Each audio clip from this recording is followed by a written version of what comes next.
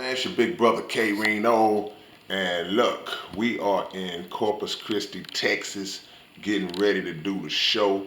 I'm in the room, just vibing out, trying to recoup from the trip. Y'all might say, man, I might be looking a little tired or whatever, but that's because, about a 3 or 4 hour trip down the road from Houston to Corpus Christi, um, home of Selena. Big respect, shout out to Selena. But what we're doing now is just kind of just in vibe mode, getting ready to go on stage in a little bit. And I wanted to take y'all through a little bit of my process and how I kind of work my way from this point all the way up until the point where you actually see me on the stage. And what we have now is just we just got to the room. I'm here in my room. Murder's in his room. Knowing Murder, he probably knocked out sleep. But what happens is, I normally come to the room, chill, relax, find something to watch on TV. Like right now, I'm watching this game, and just get my mind prepared. I wind down from the trip first because it's a long trip. It's different when you travel because when you're at home, you got a show locally. You can just be at home, get up and go. But on the road, you have to make sure you got everything. You got to have your bag packed. You got to have your all of the items you need to perform, and make sure you haven't forgotten anything. And that's a process in itself. Then you get up and you hit the road and you take it down the road, and by the time you get to town, you just want to stretch out and relax. So the first thing I do normally is just lay down for a minute, get my mind back together, kind of let my body build itself back up, flip some channels, things of that nature. And then as it starts getting closer to the time when we're getting ready to leave, to go to the venue, I'll start to go over my set in my mind, my song, my show in my mind. Start to say the songs in my head because even though a lot of these songs I've performed a billion times and you perform them over and over again, you still want to practice and rehearse so you can be sharp. Because no matter how many times you've done something, it's happened to everybody. You have a brain freeze and forget the lyrics to a song you performed a million times. It happens. So you want to try to kind of start to visualize it in your head and work your way up into it. So I tend to do that as I get about an hour and a half away from the time we walk out the door. So after that, or before that, you get up. At some point, I'm gonna get up, shower up, freshen up, and get my physical to a point of cleanliness to match my mentality. So you want the mental and the physical to be crispy and clean when you step on the scene. So at some point I'll do that and get myself together in that fashion. And all the while I'm doing that, I'm still going over my songs in my head. I'm thinking about it in the shower. I'm thinking about it while I'm getting dressed, doing all these things. And then at some point, I'll contact Murder One or he'll contact me and be like, hey, you ready? Let's hit it. Time to go. And when it's time to go, jump in the ride and head towards the venue. Now the focus starts to sharpen a little bit more because now it's time to go to work. You're getting to the venue. You pull up to the spot. You see the cars in the parking lot. Now you start to really get focused because it's okay. This is it. This is the real deal. It's time. So by the time you walk into the spot, you've already pictured what you're gonna do. Um, Pre-visualization is what I call it, and that's very important. The concept of pre-visualization is when you are working towards something or getting ready to do something and you already envision it in your mind. You already picture yourself doing it before you actually do it in reality.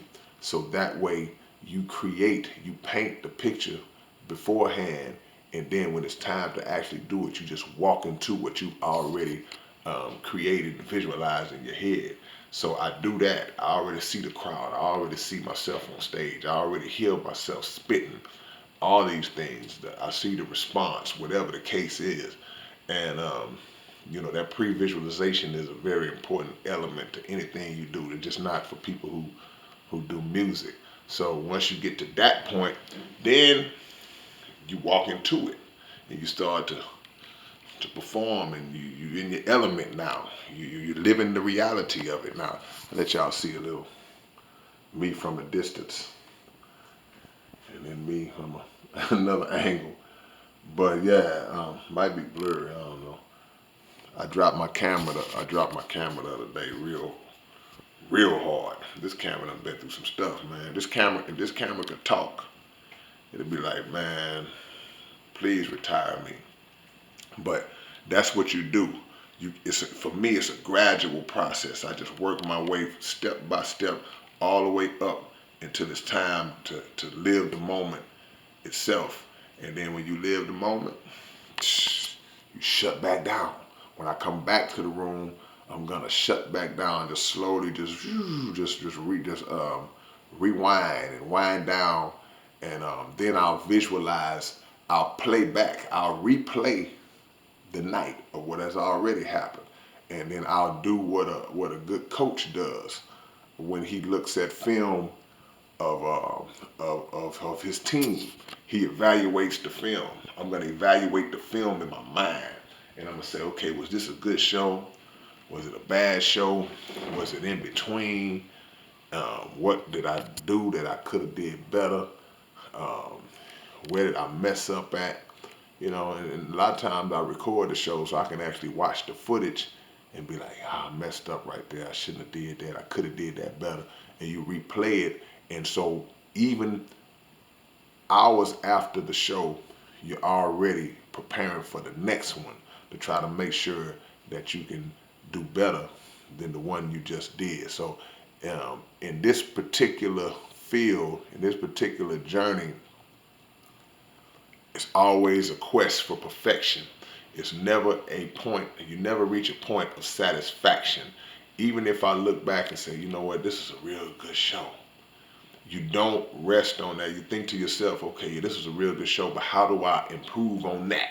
How do I make it better than what I think it was? Because it might have been somebody that it could have been a place full of people that loved what you did, but it might have been 4 or 5 that felt like you could have did better.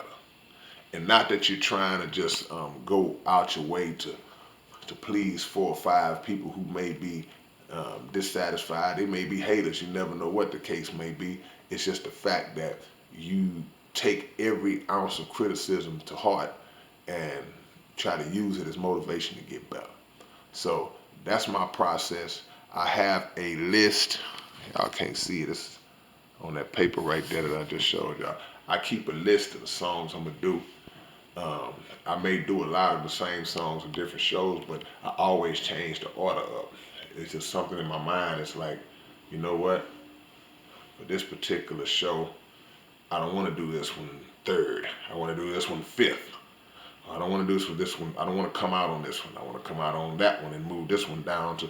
So it's just all about how my weird mind works. But get your process and figure it out for yourself, and whatever works for you. But it's all about the gradual build up of your focus and your preparation, mental preparation, physical preparation, and the pre-visualization of the moment, seeing it before it happens. And once you can kind of get that together, the principle of that is you create your own reality. What you think in your heart and your mind, you can become that, and you become that, whether it be good or bad. So if you walk in the door, oh man, it's gonna be trash. I ain't gonna be able to do it. Okay, well that's what's gonna happen. So, just a little peek into my process, man. I'm getting ready to carry out the other parts that I just told y'all, and see y'all soon, man. Much love. It's your big brother K-Rino. Peace.